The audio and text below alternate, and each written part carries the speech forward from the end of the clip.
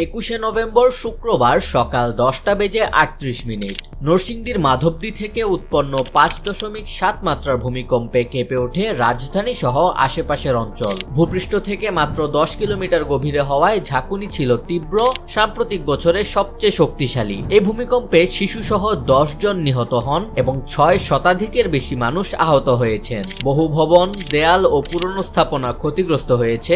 সবচেয়ে হৃদয় বিদারক ঘটনা ঘটেছে রূপগঞ্জে, যেখানে একটি দেয়াল ধসে 10 মাস বয়সী শিশু ফাতেমার মৃত্যু হয়। আহত হন তার মা কুলসুম বেগম সহ আরো একজন। এর পরের দিনই 22শে নভেম্বর আরো 3টি ভূমিকম্প অনুভূত হয়, যার মধ্যে সকালে এবং দুপুরে ছিল হালকা কম্পন আর সন্ধ্যায় আসে 4.3 মাত্রার আরেকটি ভূমিকম্প।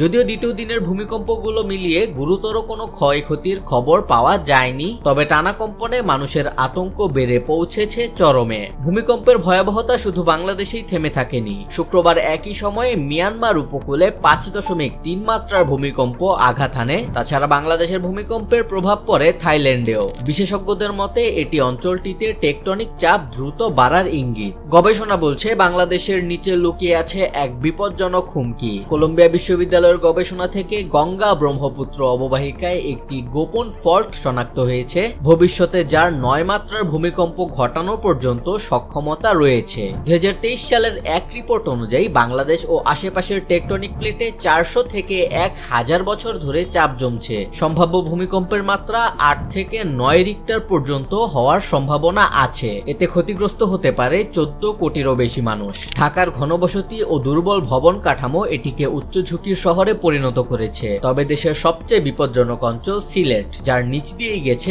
দাউকি ফল্ট লাইন, যা ভারতের শিলং মালভূমি এবং বাংলাদেশের সিলেট মৌলভীবাজার অববাহিকার মাঝ দিয়ে চলে গেছে। ভূতত্ত্ববিদদের মতে ছোট কম্পনগুলো অনেক সময় বড় ভূমিকম্পের পূর্ব সংকেত হতে পারে। বাংলাদেশ প্লেট বাউন্ডারির উপর অবস্থান করায় যে কোনো সময় উচ্চমাত্রার ভূমিকম্প ঘটারও সম্ভাবনা থাকে। পুরনো ও অনিরাপদ ভবন সবচেয়ে বেশি ঝুঁকিপূর্ণ, তাই ভবন কাঠামোর নিরাপত্তা মূল্যায়ন, জরুরি প্রস্তুতি এবং জনসচেতনতা এখন শুধু সময়ের দাবি। বারবারের এই কম্পনগুলো বিশেষজ্ঞদের আবারও মনে করিয়ে দিচ্ছে বাংলাদেশকে এখনই বড় ভূমিকম্পের প্রস্তুতি নিতে হবে। এই সতর্কতা উপেক্ষা করা মানে ভবিষ্যতের ভয়াবহ ঝুঁকিকে আমন্ত্রণ জানানোর মতোই হতে পারে।